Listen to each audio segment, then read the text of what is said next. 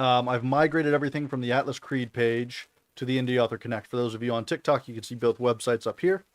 The migration is so that I can keep this more focused on helping indie authors and kind of draw the attention away from my author website.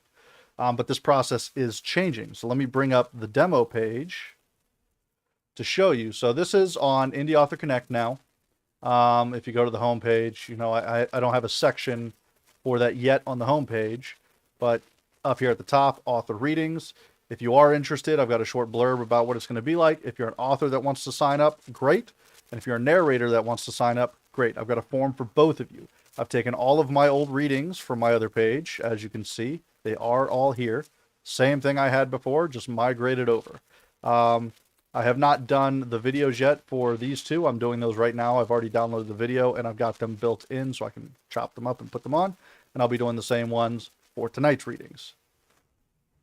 So with that all said, this process, like I said, is changing. The way that it's going to work now is similar to this. We're going to have two authors, two excerpts, 1,500 words apiece. Only this time they are going to be pre-recorded rather than live, so you get a better quality recording. I am going to be doing actual audiobook narrators, not my poor excuse for one. And we'll be doing dual readings. So if you have male-female dialogue, we'll have male-female. And if it's male-driven narrative, we'll have a male narrating. And if it's female-driven narrative, we'll have a female narrating. If it's all female voices on female narrative, perfect. We'll use one audiobook narrator. But we can use two if you want. I have that option in there. So yeah, we're changing this whole process to hopefully be a little bit better. I'm going to pre-record everything. There will be an interview with the author if they're willing, and interviews with the audiobook narrators if they're willing, to kind of, you know, talk a little bit about themselves, promote themselves. And yeah, I've got a lot of narrators that signed up, which is awesome. And only about 2 authors so far, but that's because I haven't really pushed it out there. I put it out on the Discord and that's about it. But I'm going to get more authors, and these will start to kind of like collectivize, and I'll release them episodically. I'll probably do a Spotify, and I'll do the YouTube channel. I'm going to rebrand my YouTube channel to the Indie Author Connect stuff, so that way it's maintains all the history of videos, but still has a place that people are already subscribed to. I don't have to build that up from the ground up. But yes, so if you are an author in here, doesn't matter if I've read from you before, if you would like to do another reading with professional narrators, by all means, sign up. Please do. Happy to have you guys, and I'm really excited for the future of what this is going to be. All right, all said and done. Let me reveal the covers again, get myself out of the way. I mean, look at those things. Enchanted Hearts by Ruby Spark and Monstra Inter by C. Brit. And these seem like really fun reads. I read them just before this. I tried to skim over them because, like I said, today's been hectic. I haven't had a whole lot of time, but I like the theme. This week you got the blue theme. It's really well done. And Ruby, I don't know if you're in here, and I don't know who you had to design your cover. That thing is massive and highly detailed. I opened it up and the screen just kind of like exploded in my face. I was like, holy crap. I think it like zoned in to like that little tiny section up by the R, and it's just such a big image. Yeah, she probably did. I would imagine it, but yeah, she did a phenomenal job on it. It's really high quality. Like broke my Photoshop just trying to load it in while I had my miner running. I do crypto mining. I had that running. Takes up a lot of graphic space, obviously. So my Photoshop nearly broke when I opened that up. All right, so we are going to start today with Ruby's. So let me pull hers up. There. Oh, no. I had it. Didn't do it on that side. I apologize. Let me get it up real quick. I'm great at this. Trust me. I know what I'm doing. I'm going to make sure I got the other one up too. So bear with me. As I said, it's been a hectic day. If I lose my mind on here, don't worry about me. Okay, now we have it. There we go. She is on TikTok. Go ahead and follow her. By all means, go to the website. Check for the other social medias in case TikTok gets, hey, Americanized. I don't know. If it gets the axe, just go follow all these authors on all their different locations. They are all over my website. please support them. They'll support you back, I'm sure. Do it. Okay. Let me get rid of my webcam over here and get some water. And I'm going to start this reading. This one's titled Christopher. And I hope that I get this right. So bear with me.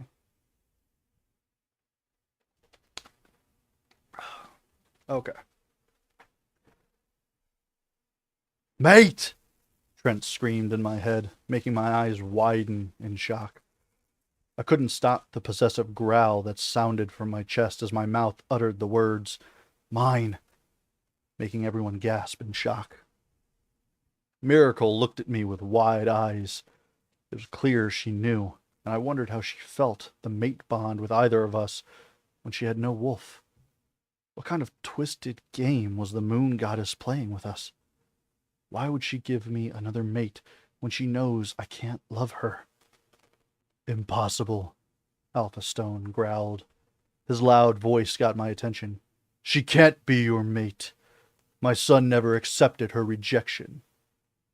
He growled. I know he was trying to save face because his son was rejected in front of everyone for being dumb. I did not miss the way he was glaring at Miracle. If you don't remember, Alpha Stone, we all heard that your son had rejected the bond with his mate even when he didn't know she was his mate. Miracle rejecting him has severed the bond completely, I replied in a stern voice. The only thought in mind at the moment was to save Miracle. I can't even think of going through the pain of losing my mate again. I looked at Toby, and he immediately nodded his head. The way his eyes glazed told me he was mind linking with someone else. That still doesn't mean she is your mate. Even if she is, I reject the bond as her alpha. She was brought here because she had attacked a fellow pack member, and it is punishable to death, he announced with a smug look on his face. I growled at him in warning as I tried to calm Trent down. You have no right to reject the mate bond for any member of your pack. It's against the law. If you disagree, I can call for the werewolf council members to confirm it for you, Toby replied. Alpha Stone, of course, didn't like it, and his son stood pathetically beside him with a regretful face. That still doesn't mean I can't punish her for hurting a pack member. She is still a member of my pack, and I have the right to give her the punishment she deserves, he objected. It was clear he was annoyed, but no one cared. Even the other visiting alphas looked unhappy with this old man. Of course. However, you will have to prove that she is guilty of committing a crime that broke a werewolf law, I replied, giving him an icy glare. Jake found her trying to stab Malia, he said, and I let out a chuckle. Your son said he rushed there when he felt his mate was in pain. We all saw that he doesn't get affected when she's hurt. You understand what that means? I asked with a smirk on my face. His eyes widened. How dumb can he be? And to say he's an alpha. That still doesn't prove anything, he stubbornly said. Fair enough. I would enjoy seeing him go down. Trent wanted to come forward and kill whoever hurt his mate, but I had to suppress him so he didn't do anything stupid. You know, Alpha Stone, when I arrived here, I felt something weird, and I sensed someone in your pack was using magic, I said, letting him soak in the information. I watched everyone like a hawk, and with the way Malia's eyes widened, told me I was right. It's impossible. No one in my pack would do that, he replied. But I was sure everyone could clearly see the panic in his eyes. Really? Are you sure? Because I say otherwise, I said, and I could sense his fear with the way he was sweating. I took the liberty of getting it investigated, and my beta, Toby, has done an excellent job in gathering all the information, I added. I didn't miss the way Malia struggled, as if wanting to get away, as if she was afraid of getting caught. Toby, Why don't you share your findings with us?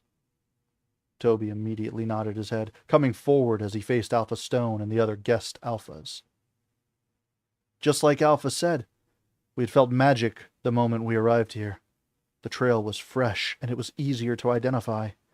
I followed the trail and investigated everything, he explained. I found a witch staying a little way from the west border of the pack.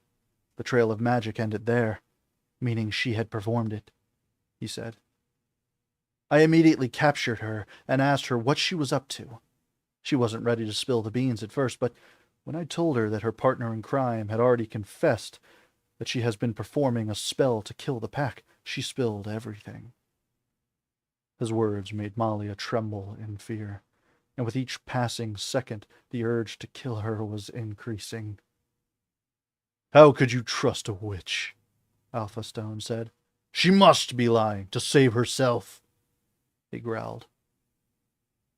The witch is here. Why don't we ask her, then? Toby said. His eyes glazed over, and in a minute I saw one of our pack warriors drag an old witch in. Why don't you tell them what you told me? And you better tell the truth, or you know the consequences, Toby warned. I don't think the old witch would have lied, especially after having her powers being blocked.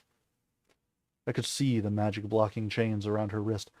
She wasn't strong enough to fight a werewolf pack alone.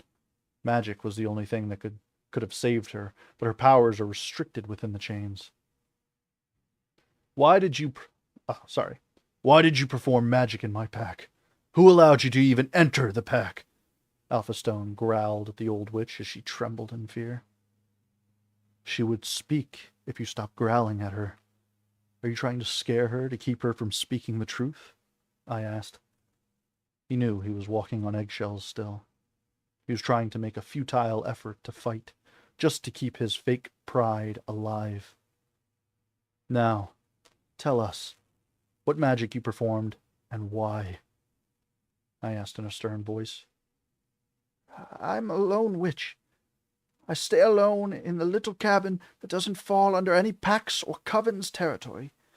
I do little things to earn money and fend for myself, she cried. I was asked to perform a ritual and was offered money in return, she said. I nodded my head in understanding. What ritual were you asked to perform, and who asked you to do it? I asked. She looked around, and her eyes hardened as they found Malia. This girl, she said, pointing toward Malia, who was desperately trying to free herself from the warrior's hold. She came to me, said I have to do 2 tasks. I had to perform a ritual so she could take her sister's powers on the full moon night, and then asked me to perform a spell so her sister's mate would identify her as his mate, she explained. Powers. What powers? I was confused. I wondered what powers she was talking about. Miracle didn't look like she had any powers. She looked frail, and, from what I'd heard, she was wolfless, too. Her little sister was blessed to have powers in her. She said her sister was too weak to control those powers, and it was better she had them instead, she explained. Her words not only shocked me, but everyone else available here. Miracle had a sad expression on her face as a tear rolled down her eyes.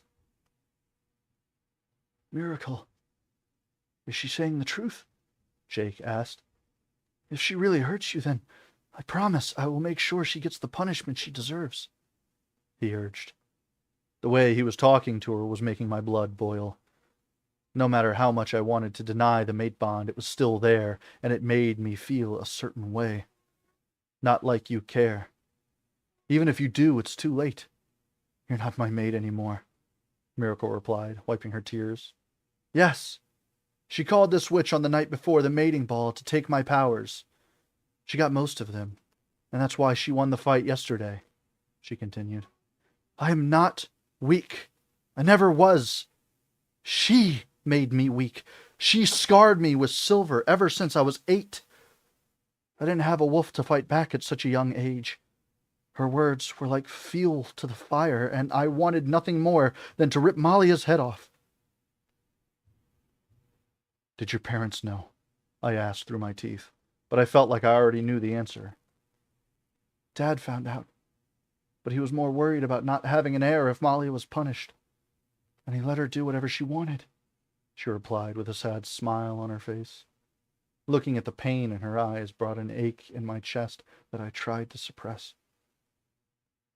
What do you have to say now, Alpha Stone? I asked, glaring at him. If you still have an objection, then I think you can prepare for a session with the Werewolf Council and revisit the werewolf laws. And get ready for a war, I warned lowly, growling at him, waiting for him to challenge me back. And that is the end of the excerpt from Enchanted Hearts. And what an excellent excerpt it was. Honestly, fantastic.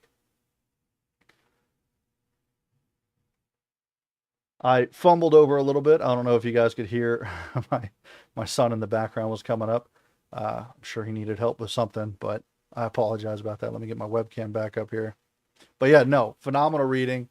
I was really engaged with how the dialogue went back and forth and kind of how everything played out. And it just makes me more interested in this world that you've created. Again, Ruby, I don't know if you're in here, but phenomenal job. It was really well done.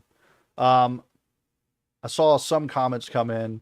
Mandy, I used to narrate audiobooks. I am not a professional by any means. That's why I'm revamping this process, this whole author reading, to actually have professional audiobook narrators. One, so that they can advertise their own services, and two, so that, like we're doing here, advertise the author's book. It also gives the author a nice professional audiobook sample to kind of advertise their book if they don't already have an audiobook, or, just to kind of toss around if they're waiting to get an audiobook made or whatever. But it's still fun for me to kind of tinker around. But as you guys could hear, if you could hear the kid in the background, that's why I don't do audiobooks anymore.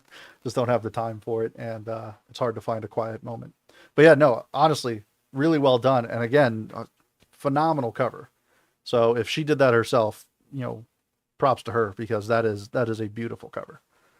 All right, let me get that away, and we'll get the promo picture back up. And as I always do in the middle, for anybody that's hanging around, do my little mid-session advertisement. So I'll get the demo page back up and go to my author page. If you go to my author page, atlascreedauthor.com, I do have a Kickstarter that is launching on Monday. And on Monday, the 18th, I'm going to go live on TikTok. And we're going to kind of, sit there and talk about it, kind of have a little bit of celebration. I'll answer questions about the book and we'll talk about it. But if my project gets funded on Monday, which is like a $500 target, then I'm going to do a giveaway of 2 signed copies of my book that will be delivered 2 weeks before retail release. So if you're interested in getting a copy of Armitage, my book, by all means, swing on by. I might even do a reading from the book on Monday. We'll see. We'll see how that plays out. But yeah, you can go to my page. You can either click on the Kickstarter link, or you can click down here on the picture. Both of them will take you over to the Kickstarter. You can go ahead and click notify me on launch to follow it. That way it'll let you know the day that it launches, and you can hop in there. I do hope to get this funded on day 1 so I can give away these books. I want to get as many books out to people as I possibly can. And like I said, I'll be live, and anybody can pop in and kind of hear a little bit about the book, ask any questions about the book, maybe hear a reading. We'll see. And second promotion, as I said, I'm migrating all of these author readings over to the Indie Author Connect page. If you don't know what Indie Author Connect is, it is a website that I run. We've got a Discord channel. You can come right here on the main page, join the Discord. It's open invite. And we allow service providers, authors, so like narrators, editors, beta readers, alpha readers, ARC readers. We're trying to find more sensitivity readers. We're trying to find some photographers, some translation writers, some ghost writers. We got all this stuff out. Yeah, so I'm going to phase out my own live readings. And everything's going to be pre-recorded. So it'll all be pre-recorded by the authors. By the narrators, sorry. And I'm going to do pre-recorded interviews that I'll kind of like clip in after the readings. Some of the narrators have the option to do a video of them narrating the book, and I'm more than happy to do that and air the video with the audio if they want to do that. If not, then, we could just play the book cover with some information, kind of like a little promo picture like I do here, and they can have the reading in the background. But yeah, it'll all be pre-recorded. It'll end up just like this on YouTube. I'll share clips of it on TikTok and Instagram. I need to make myself a Indie Author Connect Instagram. And then the authors, the narrators, they can share those clips wherever they want to advertise their book or their narration services, however they want to do it. And like I said, I'll do some interviews in between, and I'll post clips of those as well so that they can talk a little bit about themselves, how they got started. I'm working up questions, and that'll be really fun. This will all be pre-recorded probably months in advance because I want to collect out an entire season. I'm thinking about 15 to 20 episodes, and then I'll release them. It'll be 2 authors per episode, and we'll see how it goes. So more to come. But by all means, check out the Indie Author Connect website. Like I said, we've got service providers. We've got a bunch of them in here. We've got formatters, aka typesetters. I'm trying to build in some translation writers and web designers. We've got readers. We've got sensitivity readers under there. I do have one marketer up here right now. We are looking for some more. Map makers, illustrators, editors, cover designers, and of course, our wide list of audiobook narrators. By all means, come here, get in touch, support indie authors, or if you're an indie author, find some tools that will greatly help you out. And like I said, join the Discord if you'd like to. All right, that is my mid-session selfless promotion. Thanks for sticking it out. Let's get on to the next reading, which will be Monstra Inter by Seabrit. I'll pull her cover up right here too. Phenomenal. All right. Let's get my face out of the way there so you can see this beautiful cover as well, which is really engaging. I really like the opening read, and I'm excited to get into this. If you can't tell, it does seem a little bit, and I don't even have clear indication from the opening that I read, but it definitely seems like a zombie type novel, and man, I'm excited for it. So let's get into this. She did not let me know where in the book this is from, but I'm going to guess based on the context that it's early on. So yeah, let's dive into it. Dad! The 10-year-old Evie stretches the word out as she tries to get her father to pay attention to her. Please, I don't... Evie! Leland stops and finally turns to face the girl. Placing his fists against his hips, he looks down at his daughter. What did I tell you before we came out here? Evie sighs and folds her arms across her chest. She rolls her eyes before looking at her father again. You said we use too much tech in this house, and we're getting a break from all of it on this vacation. So knock it off. Leland's fingers slowly clench into fists at his sides. His voice deepens a notch as he speaks again. Now, where's your brother? Dad! Would you stop and listen to me for 1 minute, please? I hate fishing, and that's all we've done for 2 stupid weeks. You won't hike or make s'mores or do anything I want to do. You even said I could pick a trail to hike, but you lied. It's just fishing, fishing, fishing. Why can't I just have my phone back? I don't... Knock it off! The little girl quails at the angry voice. Tears start to form in her brown eyes. She steps backward and turns her eyes toward the ground, realizing she may have pushed it too far. Again. Leland takes a deep breath and slowly releases it. Uncurling his fingers, he quickly jams his hands into his pockets, closes his eyes, and counts backwards from 10. Finally, he opens his eyes, forcing his voice into a quieter tone, even as he speaks through gritted teeth. He starts over. I said... No. You will get your phone back when we head home. When are we leaving? This time her voice is tentative, barely audible over the sound of the wind in the trees. Tomorrow. Leland growls the word. He'd rather never go back to the real world. But the supplies he packed are nearly gone by now, and rent is past due. Even once they get back, there's no telling how long it will take for him to find a new job. He can't keep delaying their return. For now, Eric and I are going fishing. You can knock off the damned waterworks and join us, or you can stay by the tents and entertain yourself. What'll it be? Evie sniffles loudly and swipes a hand across her face as she tries in vain to stop the tears from falling. She opens her mouth to respond, but the lump in her throat makes it hard to find her voice. Spotting Eric a little way up the path, Leland picks up the fishing poles, walks around Evie, and starts toward the boy. You know where to find us if you quit this bratty attitude. Behind Leland, a timid voice mutters, You always like him more. Leland stops and grinds his teeth together. Without a word, he continues down the path with long, quick strides. Eric comes bounding up beside his father. Hey, Dad! I found a big lizard over there under...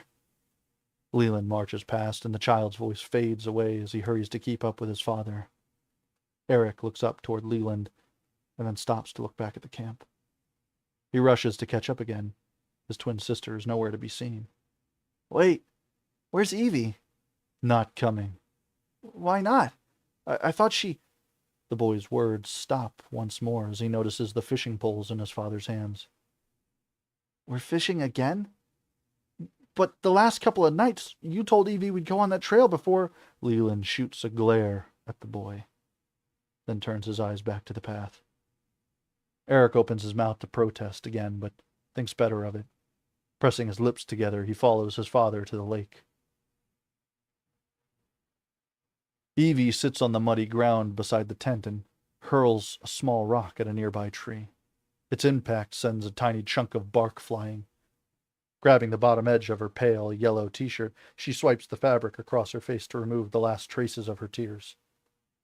For a moment, a row of dark purple bruises is visible across her belly. The marks disappear from view again as she pulls the edge of her shirt back into place. Pushing herself to her feet, Evie stands there and looks around. She's made up her mind. She marches down the hill to the rusting silver minivan and opens the passenger door. A moment later, she retrieves her phone from the glove box and presses the power button. The battery is more than half drained, and the signal is non-existent. With the device in hand, the girl marches back up the hill, over to the trailhead, and disappears. The sun has started to sink low in the sky, and Eric has long since wandered away from the water to sit in the shade and look for bugs. His fishing pole sits abandoned in the small, wave-worn rocks by the water's edge. Leland stands on the dock with his hook in the water. Half a dozen empty beer cans sit on the dock at his feet, while the cans from yesterday float on the water's surface below him. He looks out across the lake, shielding his eyes against the bright, setting sun. His brow furrows. For the first time, he realizes just how quiet the entire trip has been. The camping spot had always been relatively private, but he'd never been here so long without seeing at least a few other campers. He leans forward to peer around a tree at the water's edge. All of a sudden, there's a tug on the line. Leland quickly reels it in, and just as the hook appears above the water's surface, the fish breaks free and falls, quickly swimming away and disappearing into the depths of the lake. Leland curses under his breath and tosses the fishing pole onto the wooden dock. He stomps away, stumbling ever so slightly as he searches for his son. Eric! Over here! The boy pops out from behind a bush and waves. Leland heads over toward Eric. Let's go. The man's voice trails away as he notices movement behind some nearby plants. Slowing his pace, he keeps moving forward, stooping down and trying to see what's behind there. Eric also notices and turns his attention that way, following a few steps behind his father. Hello? Another slight rustle comes from behind the bush. Leland stops. He reaches out with one hand and slowly pushes aside the leafy branches. There, crouched in the weeds and hidden by shadow, is a woman. Her black-streaked eyes meet his wide-eyed stare. She opens her blood-encrusted mouth. As she leaps up, she lets out an eardrum-shattering, shrill roar. She lunges towards Leland. Eric's eyes go wide. He screams and sprints back toward the camp. Leland blinks and stumbles backwards. The black-eyed woman swings at him. Her long nails tear into the flesh of his arm and break through his stupor. He rushes forward, slamming his fist into her chest and sending her staggering back. Pivoting on his heel, Leland sprints back toward the water. His heart hammers against his chest as he looks for anything he can use as a weapon. Footsteps pound behind him. He skids to a halt next to the water, snatches up Eric's fishing pole, and spins around. He stumbles to the side and blinks quickly, trying to force his eyes back into focus. She gets close. Leland swings the pole, and it whips through the air, landing against her neck with a loud thwack. The rod snaps in two, and the end of it dangles now from the clear line. The attacker is thrown off balance, and her ankle twists underneath her. She stumbles forward and falls to the ground. Roaring, she leaps up again and spins back toward Leland. Leland rushes forward with a yell, holding the broken rod out in front of him. He drives the fishing pole into her stomach. Blood spews out and runs down her front and over his hands. The crazed woman's heels dig into the ground, but Leland overpowers her. He shoves her backward until she falls into the murky lake water. She flails, trying to find her footing. Leland turns and runs. Rounding a bend in the path, Leland hears the sound of a horn honking. Eric is sitting in the passenger seat, wide-eyed and waving frantically. From somewhere at Leland's back, a roar rings out and turns his blood to ice. Leland rushes down the hill, pulls open the silver door of the minivan, and flings himself into the driver's seat.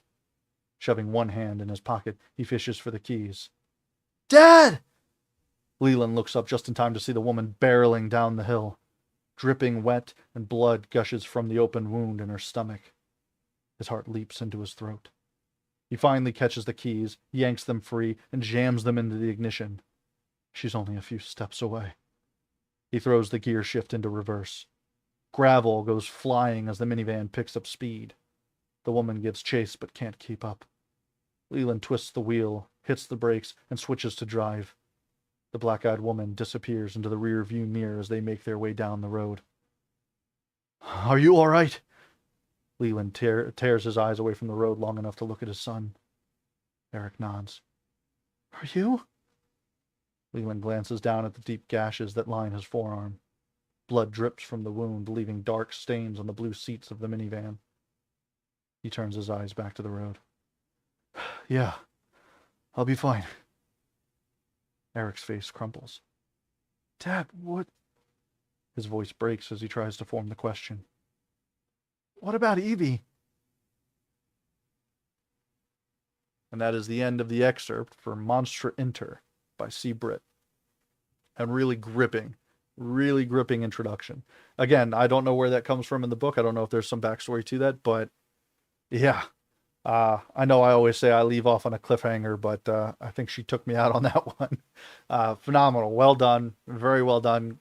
Great introduction to this. And like I said, it definitely seems kind of like a zombie novel, but I do wonder if there's some kind of twist to it. And I always like when zombie novels kind of get into the origin, so I'm super curious to read this one and kind of learn a little bit more about this world and what happened to Evie and whatnot. Hey Kim, how you doing? But yeah, so very, very well done. Both of these books. Let me bring them both up here. Yeah, both of these books were really well done. I'm super excited, and I'm adding them both to my TBR. I'm not one for romance, but I really like the kind of standoff between the werewolves and Enchanted Hearts, and I really like the zombie-ish introduction here in Monstra Inter. Really well done. Glad to hear it, Kim. All right. So these were actually really short pieces. This was a shorter night than I had anticipated, but that's fine. I'll cut this a little bit short. And yeah, I'll go one more time for any author that's out there. I'll bring up the page here. If you would like to join in on the new and improved readings, you can go to the website here, indieauthorconnect.com. Right here at the top, author readings. I've got all the archived ones. I'm going to add the new ones in here as well. Like we've got tonight's reading right here, which will get their clipped up videos as soon as YouTube allows me to download them. But we've also got the sign up. So if you are a narrator that would like to participate in reading short excerpts from authors, sign up form is right here. And if you are a author that would like to have your book promoted, for both fronts, for narrators and authors, I will be trying to do video interviews or audio interviews, whichever one you're comfortable with, if you're comfortable doing an interview at all. But if nothing else, this will all be pre-recorded, so there's no live on the spot. You can kind of take your time, really showcase your talents. And I'm excited for how this is going to go. Yeah. But I'm excited that everybody stuck around. And I've got one more week. Next week is my last week doing this. I've got 2 books coming up. And one of them I actually got the chance to alpha read from a good author friend of mine. And I'm excited to read it next week. So, womp womp. Jesus, I just checked. You guys really, really hammered the likes. Thank you. I appreciate that. Anyways, like I always say at the end of it, I try to end before 8 o'clock, and this week was really easy to do because they were shorter clips. But phenomenal clips all the same. But every Thursday night, I think it's Tuesday, Wednesday, Thursday, Saturday, Sunday, if I remember correctly, Between the Pages hosts author interviews on their podcast. Right here on TikTok, they go live, and then they take the recordings of it and put them on Spotify. So if you're an author that would like to find another avenue to market your book, by all means, Sean Amick, go to his TikTok. He's got a link tree in there where you can schedule your author interview, talk a little bit about your book. Megan, who's in here. Hey, how you doing? Megan, who's in the chat here, for those that are on YouTube, it's up here. For TikTok, it's down here. She's the co-host of it, and she does the interviews a few nights of the week. I can't remember. Megan, do you do Tuesdays are your interview days, and then you and Sean do workshop Wednesdays on Wednesday, obviously, workshop Wednesday. But yeah, so schedule for an interview. Sean Amick and Megan Mossgrove, phenomenal interviewers, and a lot of authors. They've had authors, they've had literary agents, they've had publishers, they've had editors, they've had a lot of big names on there, and it's really phenomenal. If you don't know about it, go check it out. They'll be on here in about 20 minutes. So yeah, please stick around, check them out. Until then, see you guys later. Next week will be my last one. Thanks for sticking it out. Bye, guys.